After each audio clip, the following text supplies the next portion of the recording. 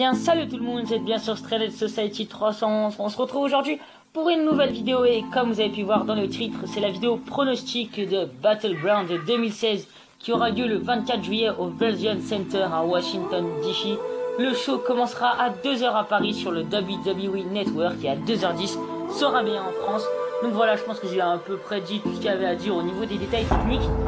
Et rentrons sans plus attendre dans le vif du sujet avec le premier match qui est le match entre Sasha Banks et une partenaire mystère contre Charlotte et Dana Brooke. Alors pour ce match, qu'est-ce que je vois? Alors déjà pour la partenaire mystère de Sasha Banks, pour moi je pense qu'il y a deux possibilités.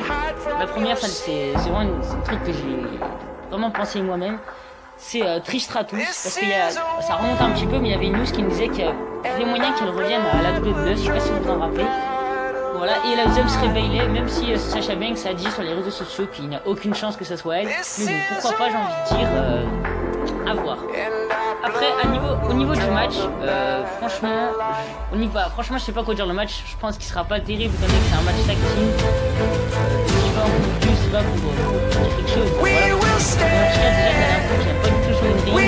Charlotte, c'est vraiment de la merde. Et Sasha Banks, c'est super. Et sa partenaire mystère, on fait pas ça. Et en partenaire mystère, j'ai tenté Trish Stratus et Bayley. Voilà.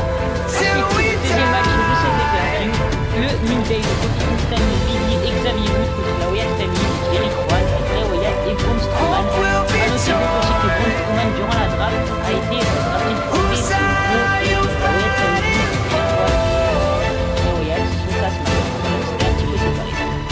Je pense qu'on aura un match sympa. Après, déjà que c'est pas pour les titres, donc c'est un petit peu dur à dire qui gagnerait. J'aimerais bien la Wyatt Family pour après avoir une chance sur les titres. Je vois bien un truc comme ça. Mais sinon, après, dans le match, je pense que ça serait un truc sympa. Donc je vois quand même une victoire de la Wyatt Family. Après, New Day, je les vois vraiment pas gagner dans ce combat. Voilà, ensuite, troisième match de ce pay-per-view. C'est un match pour le titre des États-Unis. Donc un match simple qui oppose Rusev, donc le champion, à Zack Ryder. Alors, sachant que Ryder est à SmackDown et que Rusev est à Raw, honnêtement c'est très dur à pronostiquer ce match.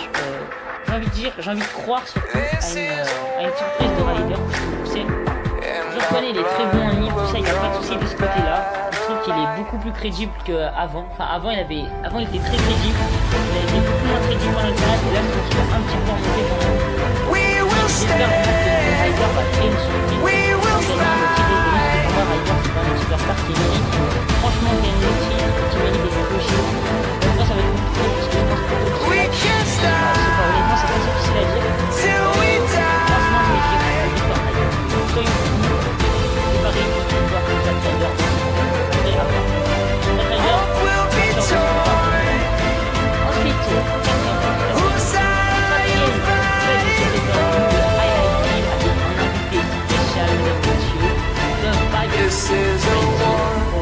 va faire son retour lors de Battleground, donc pas in-ring bien sûr, mais pour parler de tout ça. Donc à mon avis, durant ce Light Reel, ils vont parler du match face à Brock Lesnar à SummerSlam.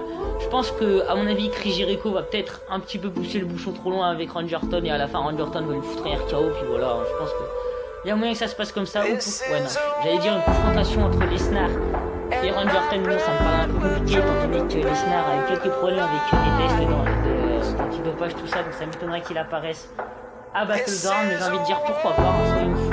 Mais je vois, en tout cas, ce qui est sûr, c'est que Chris Jericho va bouffer un KO. Ça, je pense qu'il y a énormément de chance pour que ça se passe comme ça. Ensuite, donc là, cette fois-ci, c'est bien le quatrième combat de ce pay-per-view, c'est un match pour l'histoire intercontinentale.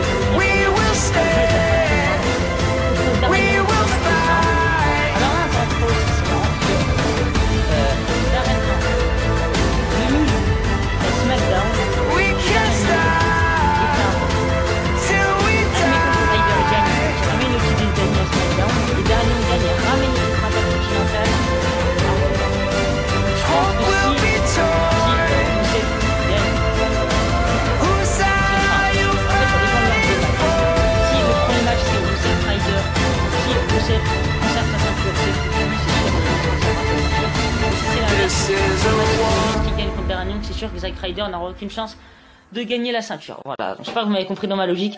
Donc là dans ce match, j'ai envie de dire, comme j'ai dit Ryder, j'ai envie de dire Darren Young. Voilà. Même si je suis pas forcément un grand fan de Darren Young, j'ai envie de dire Darren Young pour avoir pour que Ryder gagne quoi. Parce que si Young gagne pas, Ryder ne gagne pas. Donc voilà. Donc, mais après dans la logique, c'est très compliqué à dire. C'est très compliqué à dire parce que le punch de Darren Young, franchement je le trouve pas crédible. Là. Si Darren Young gagne le titre d'Intercontinental, je trouve que pour moi Darren Young n'est pas du tout crédible.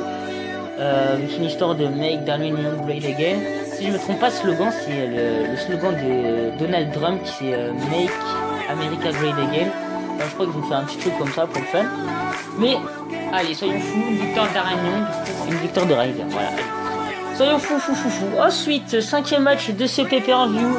C'est un match à 6, donc un 6-man tag team match entre Enzo Amore, enfin l'équipe de John Cena, donc John Cena, Enzo Amore et Big Cass contre le club, Luke Gallows, AJ Styles et Carl Anderson. Et avant ça, je tiens juste à dire un truc, mais merci la WWE, merci pour un truc, parce que vraiment je vais le dire honnêtement, la draft pour moi c'était vraiment de la grosse merde. Et quand j'ai vu que AJ Styles était séparé de Carl Anderson et Doug Gallows, mon dieu que j'étais content, j'en avais marre de voir AJ Styles avec Carl Anderson et Doug Gallows, parce que franchement, je sais pas, je préfère AJ Styles tout seul. Voilà, AJ Styles tout seul c'est 10 fois mieux. À SmackDown, il va faire du lourd, j'en suis persuadé. Et après le problème c'est que Carl Anderson et Luke Gallows se retrouvent à Raw, et à Raw il y a qui? Il y a Finn Balor. Alors j'espère pas que Finn Balor va se mettre en équipe avec Carl Anderson et Doug Gallows, quand même ça serait dommage. Ça revient Finn Balor comme à NXT, version Finn Balor, pas en version Prince David, version Bullet Club, tout ça. J'espère que vous m'avez compris. Donc pour revenir au combat, je pense que c'est très clair, c'est l'équipe de John Cena a gagné, tout simplement pourquoi? Parce que AJ Styles a gagné à Money in the Bank, l'équipe John Cena a gagné à Battleground, et on a la belle entre John Cena et AJ Styles. Je rappelle que les deux ont été draftés à SmackDown, donc on a la belle entre les deux à SummerSlam. Je pense que ça me paraît un peu plus clair. Le match va être bon, ça c'est sûr, on a vraiment des superstars bons in ring. Les gens vont dire que John Cena pour eux n'est pas bon in ring, pour moi il est très bon in ring. John Cena ses prises il les porte super bien, donc voilà. On aura un très bon match et ce sera une victoire de la Team Cena, ça j'en suis sûr, je me parie plutôt, je suis à 100% sûr que c'est Enzo Amore, Big Cass et John Cena qui ont gagné, voilà. Ensuite, 6e match de ce pay-per-view, Sami Zayn, Kevin Owens. Normalement c'est la dernière fois qu'on a ce match. Mais moi j'ai envie de vous dire, il y a certaines personnes que ça dérange cette rivalité, qui trouvent que cette rivalité dure trop longtemps. Et pour moi au contraire, contrairement à des rivalités comme Baron Corbin, Dolph Ziggler, cette rivalité même si elle est longue ne me dérange pas parce qu'elle traîne depuis quand même WrestleMania, j'ai envie de dire. Mais entre les deux on a eu qu'un seul confrontation, un seul match entre les deux pardon, c'était en pay-per-view bien sûr, je crois on a eu 2 ou 3 confrontations à Raw et à SmackDown si je ne me trompe pas. Le seul match qu'on a eu entre les deux c'était à Payback et c'était une victoire de Kevin Owens, si je ne me trompe pas, oui c'est bien ça. Donc là honnêtement c'est vraiment très difficile à dire qui va gagner. Pour moi, pour vraiment que la gagner, il faudrait une victoire du heel Kevin Owens, puisque c'est vraiment Kevin Owens qui veut sa vengeance, on va dire, qui s'y tient vraiment. Tandis que je pense que si Sami Zayn perd, je pense que lui sera capable de passer à autre chose, tandis que Kevin Owens, vu que c'est un petit peu un gros rageux, même si j'adore Kevin Owens, in-ring parfait, micro parfait, Kevin Owens, le futur de la WWE avec d'autres superstars. Kevin Owens, j'adore. Mais vraiment Kevin Owens, je pense qu'il va gagner ce match, même si c'est vraiment très compliqué à dire. Voilà, je vois quand même une victoire de Kevin Owens. Après niveau de la qualité du match, je pense qu'il n'y a pas besoin de le dire, on a vraiment un super match. Je pense qu'ils peuvent encore faire mieux qu'à Payback. Et puis voilà, donc victoire pour moi de Kevin Owens.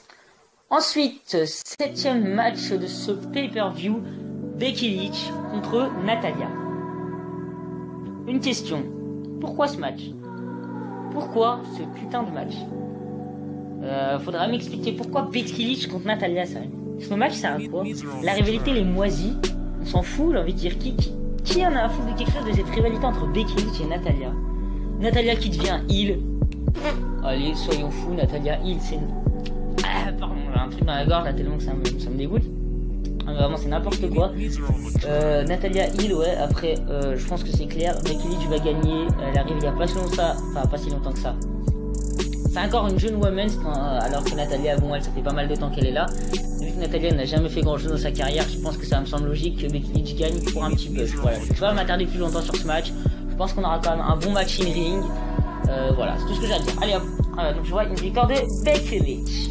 Ensuite, le main event de cette soirée, c'est un triple threat match pour le WWE World Heavyweight Championship entre Roman Reigns, le champion Dean Ambrose, et l'architecte Seth Rollins, mesdames et messieurs, le futur WWE World Heavyweight Champion, mesdames et messieurs. Vous pouvez dire ce que vous voulez, Seth Rollins a battu Roman Reigns clean à Money in the Bank 2007. Là encore, je l'avais déjà dit, je crois, dans l'analyse, mais je le redis, je n'ai rien à foutre. Rollins a battu Roman Reigns clean à Money in the Bank 2016, ok? Enfin voilà, rien d'autre à dire. Donc après, au niveau du match, reconcentrons-nous, on va pas s'énerver tout le temps. Je pense qu'on aura quand même un bon match. Mais après, dire qui va gagner, honnêtement, je pense que Dean Ambrose va perdre sa ceinture. Tout simplement pour la bonne raison. C'est pas que le titre de la le World Heavyweight Champions ne peut pas rester à SmackDown, mais je le vois beaucoup plus à Raw. Et puis franchement, bon, il y a beaucoup de gens qui aiment Dean Ambrose. On peut le voir dans chaque fois qu'il est dans une table, il est ovationné. Mais pour moi, il est c'est pas qu'il n'est pas encore prêt, mais je trouve que sa gimmick ne colle pas. On peut pas être champion avec une gimmick pareille. Enfin, je trouve pas ça logique, quoi. C'est un peu what the fuck. Mais en tout cas, je suis sûr que le titre va aller à Raw. Donc je vois une victoire de Seth Rollins parce que Roman Reigns, voilà, je pense que vous savez ce que je pense de lui. Ce mec est inutile à la WWE. Enfin, il est inutile et il a quand même des fans, mais bon, c'est genre un peu particulier, j'ai envie de dire. Mais vraiment, j'espère que Seth Rollins va gagner ce match. Je pense que le match sera bon quand même, parce qu'on a Rollins, Dean Ambrose et Roman Reigns. Bon, on va dire que son in-ring s'est fait améliorer. Et là, vu qu'ils seront 3, ça pourra peut-être mieux faire. Mais je pense qu'on aura quand même un bon match. À noter aussi que la musique de cette promo, enfin de ce match, parce que j'ai appris il y a pas longtemps qu'en fait, This is a War, la musique, c'est pas la musique du show, c'est juste la musique de la promo. Elle est juste magnifique cette promo, comme la musique. Et la musique officielle du pay-per-view, c'est Feel Invincible de Skylet. Voilà, c'est à peu près tout ce que j'avais à dire. En tout cas, j'espère que la vidéo vous aura plu. N'hésitez pas à donner vos pronostics dans les commentaires, à lâcher un pouce bleu si vous avez bien aimé la vidéo, à me donner en commentaire des idées ou des choses à améliorer sur ma chaîne. En tout cas, moi je vous dis à la prochaine les gens. Peace!